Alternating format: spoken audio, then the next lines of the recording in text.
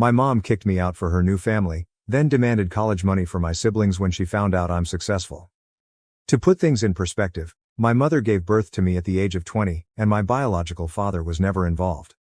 He never wanted children, she told me, and because they had only been dating for a few months when she became pregnant, she offered him the option to leave, which he did. She stated that because of the bitterness of their breakup, she had chosen not to demand child support from him and he had also refused to pay. Never talking again was convenient for both of them. She was fortunate to have my grandparents' unwavering support and encouragement, which enabled her to finish her schooling and secure employment.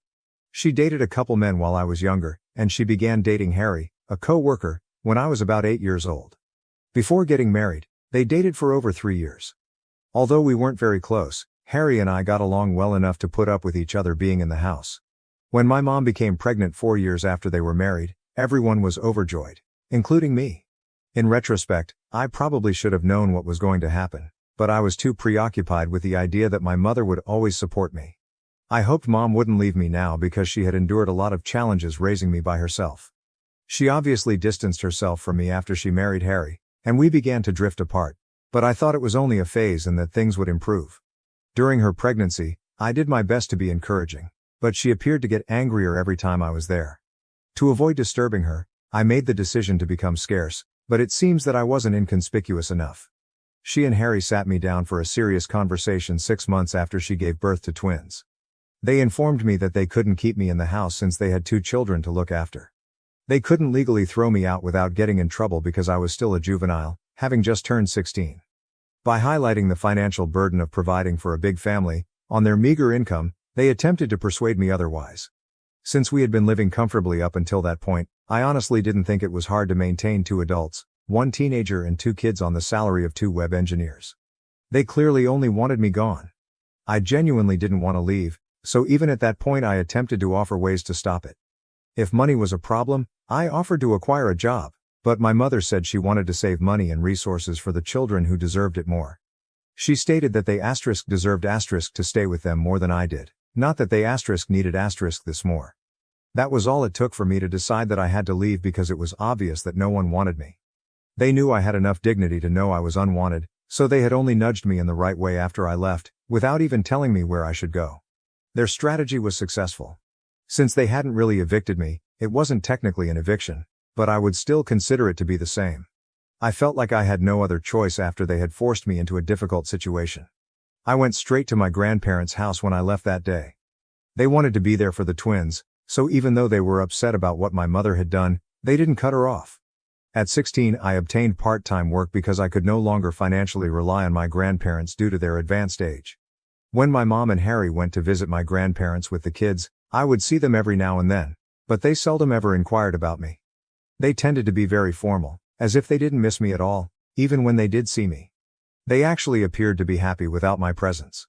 I was saddened by my mother's apparent decrease in irritability, but I knew there was nothing I could do about it. Until it was time to go to college, I lived with my grandparents. My mom wasn't involved with me even then, so I had to rely on friends to assist me get settled in my dorm because my grandparents weren't old enough or healthy enough.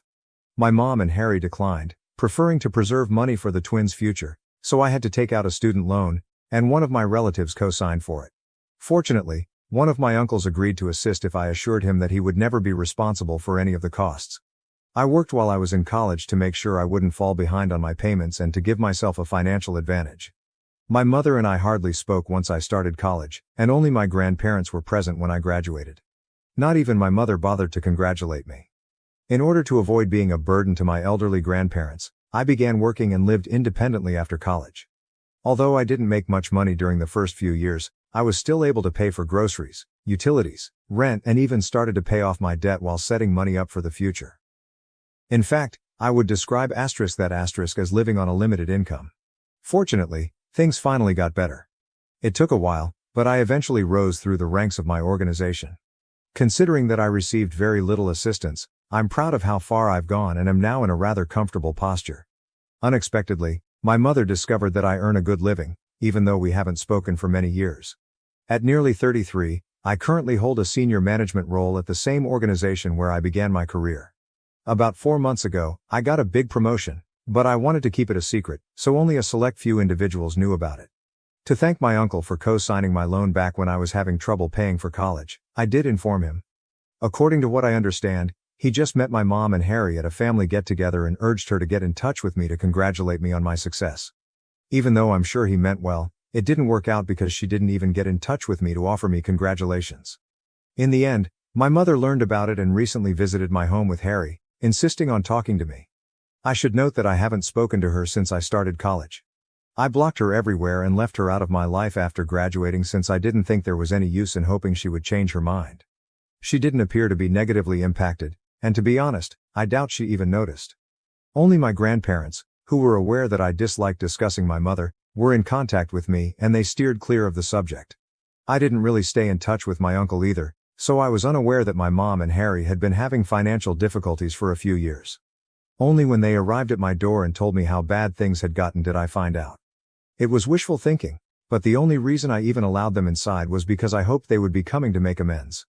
They began by stating that they had heard from my uncle about my promotion and how I was one of the youngest individuals in such a prominent position in my firm, rather than congratulating me on my accomplishment. It seems that they were surprised that I had kept it from them. Ironically, I was taken aback that they expected me to communicate with them at all, much less deliver any positive news. Additionally, they were disappointed that I had shut them out of my life, claiming that it was only because they had prioritized their children above me. They maintained that I should have been old enough to comprehend their rearranged priorities and not harbor resentment as a teenager. They said that I should have supported their decisions rather than going in with my grandparents. I'm not even sure why they thought I would agree with their choice to expel me from the house. They tried to gaslight me into thinking that I was the bad guy for being angry that they had ejected me so they could spend time with their children alone, but that's how they began our reunion after all these years. They talked about how tough the past several years had been for them without even giving me a chance to explain my side of the story. They described how they had launched their own company but, regrettably, it did not succeed, resulting in losses. They were now attempting to make up for previous losses, and they desperately needed money as the twins were getting close to college age. I saw then why they had come. They needed financial assistance. They didn't waste any time going right to the point, even trying to soften it by claiming that I could make it up to them by paying for my siblings' schooling, but that at first they were upset that I hadn't contacted them despite performing well. Their attempt to make it seem as though they were doing me a favor by allowing me to pay for the college education of 2 children I no longer knew astounded me. I told them right away that I wouldn't be doing that and that it was disrespectful of them to believe they could coerce me into doing so. I became irate and reminded them that they were the reason I had to work during my college years and pay for my own education. Because they wanted to save for their real children, who they believed deserved it more than I did, they had refused to provide me with financial support back then. I assured them that they had no right to expect anything from me now, particularly financial support, since I had never questioned their choice to put the twins first and had just left them alone. They actually no longer had the right to demand that I communicate with them. Instead of attempting to emotionally control me, I pointed out that they could now use the same money to pay for the twins' college bills because they had wished to conserve money and resources for the children who deserved it. I had nothing else to say, so I asked them to go. I was stupid to invite them inside my house in the first place, assuming they might have come to express regret for their treatment of me. They became irritated and attempted to place the blame elsewhere when I began to insist that they leave. They informed me that I wasn't innocent in this case. Their protection. They said I was over-enthusiastic, over-involved, and frequently irritable while we all lived together. I was only a teenager, trying to keep in touch with my family as they drifted away from me, so I couldn't believe that was a true issue they had with me. They then had the audacity to claim that I was no better than them since I had denied their request. They said I was forgetting all the years my mother had taken care of me and brought me up alone. They said that this was my opportunity to make it up to her, and assist her, but I was being rude and unappreciative instead. Since I was a child at the time, I thought it was absurd that they would bring that up. Even if I had wanted to, I couldn't have decided not to rely on them. Furthermore, it wasn't like they were helping me. They pushed me out of the house and effectively forced me out as soon as they believed I was mature enough to manage things on my own. For the following 18 years, they refused to acknowledge my existence. I was still shocked that they had the gall to expect me to aid them now, as if I owed them something, even after everything that had happened. During the dispute, things became quite personal and ugly, and I finally threatened to call the police if they didn't leave my property. My mother reminded me of all the sacrifices she had made when I was younger, ostensibly because she wanted to be a good mother, before they finally departed after more arguments. She said that I had been ungrateful the one time she had expected me to sympathize with her predicament and allow her to put other people before myself. She now claimed that rather than the other way around, I was portraying her as the villain. Since then, this has been bothering me and I'm having trouble figuring out whether I'm to blame, whether I've been expecting too much from my mother, or whether she's simply deceiving me. I decided to post on Reddit to get some unbiased perspectives even though I'm quite sure I'm correct. AITA for not paying for my half-sibling's college tuition just because my stepdad and estranged mother are having financial difficulties. Edit. Even though my uncle had excellent intentions, I reminded him that what he did was wrong and unacceptable. His actions undoubtedly had a negative effect. I wouldn't be in this predicament if he hadn't shared my life with my mother and disclosed my contact details without my consent. He apologized excessively, stating that he was unaware of their financial difficulties and that he had no idea my mother would respond in this manner. He admitted that he had no business telling my mother about my life and that if we had wanted to get back together, we would have done so without his help. Since his heart was in the right place, I don't intend to cut him out of my life. I would have been much more angry if he had meant something different. He simply made an error. In addition, it was because of him that I was initially able to attend college. He was the only person who was prepared to assume the responsibility of co-signing my loan application. If you consider it, I might not be in this situation at all if it weren't for him. I made sure to let him know that what he did wasn't appropriate since I don't want to come across as unappreciative, but I'm also not a doormat. Whatever I did was fair enough, and I believe I found the ideal balance. We're doing great together. And I won't hold anything against him because I needed this resolution somehow. I also discussed my mom's recent struggles with my grandparents. They believe I'm correct and have promised to make an effort to persuade her to change her mind. I realized that they didn't want to lose touch with their other grandchildren, which is why they have remained in touch with my mom. They understand the struggles my mom's family is going through, but they don't think it's right or fair to put me through this. That's their position on the issue and I believe it's reasonable enough. Asterisk. First update. My mother has taken it upon herself to remind me of all she did for me growing up ever since we last spoke, which was nearly 9 days ago. She probably sends me an email every other day to make me feel like I owe her something. It's not like she gave me a favor by raising me alone, and she was legally required to take care of me, so I don't really understand the point. She only reared me when it was convenient for her. She and her spouse decided to expel me as soon as I started to cause them trouble, citing the need to save money for the twins and their future. Now that we're in the future and the twins are adults, I believe they should rely on themselves rather than wasting time trying to manipulate and guilt-trip me. Although I had been ignoring her emails, I made the decision to reply a few days ago. I explained to her all I had written in my essay. She didn't take it well, as expected, and labeled me ungrateful once more. I just informed her that calling me names would not alter the truth and that I no longer wanted to have any contact with her because she had been a bad mother. I blocked her email account after that, but she made a new one to continue to annoy me. Since she never done the same for me, I blocked that one as well, and I'll keep doing so until she understands that I'm not here to mope about her. To be honest, I'm glad we're finally having this discussion because I think it will end quickly and I'll have the necessary closure. Only because I was still clinging to the hope that perhaps they had changed, that perhaps they were here to congratulate me and make amends, did I welcome them into my house and talk to them that day. However, speaking with them made me realize that they are just not the type of individuals who are able to experience regret, guilt or shame. I've fully given up on ever making amends with them after it once again made me realize how self-centered and cunning they are. Second update. I believe that my mother's appearance at my place of employment earlier today was the most bizarre thing she has ever done. Fortunately, I wasn't working today, so she departed really fast and didn't succeed in her endeavor. I was feeling a little under the weather, so I decided to take the day off, and I'm so happy I did. She would have definitely thrown a fit or done anything to make me look foolish if I'd been present. When the receptionist called to inform me that my mom had arrived, wanting to see me and refusing to go despite being informed that I wasn't there, I learned the truth. When they put her on the phone with me, I firmly told her that I was at home, even though I was already rather anxious about what she might do. She was informed that if she attempted anything at my place of employment, I would sue her until she would be too ashamed to send her children to college. I did my best to sound threatening, so I believe it truly frightened her. She agreed to depart right away, provided I met her in person, so it must have worked.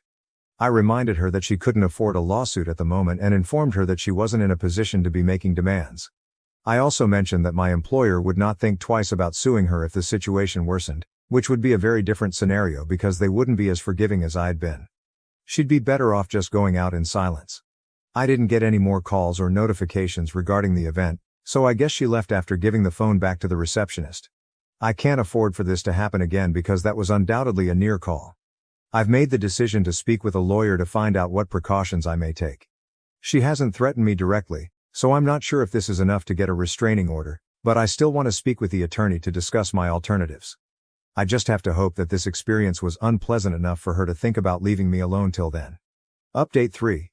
Since I'm very certain we now have grounds for a restraining order, I suppose I don't need to consider filing one.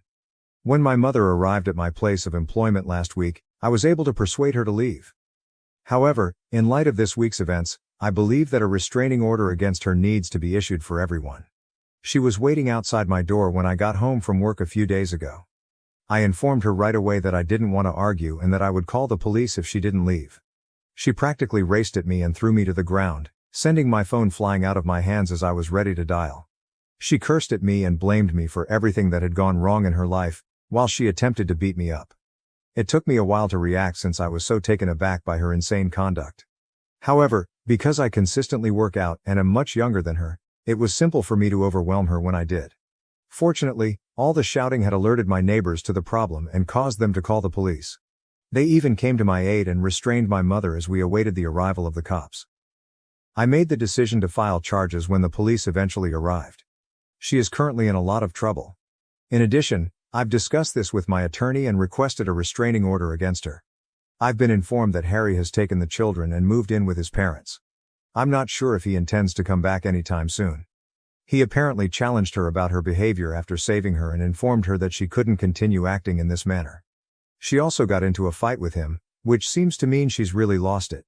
I believe she finds it difficult to believe that I'm doing well in life, but in all honesty, she is to blame for her own issues.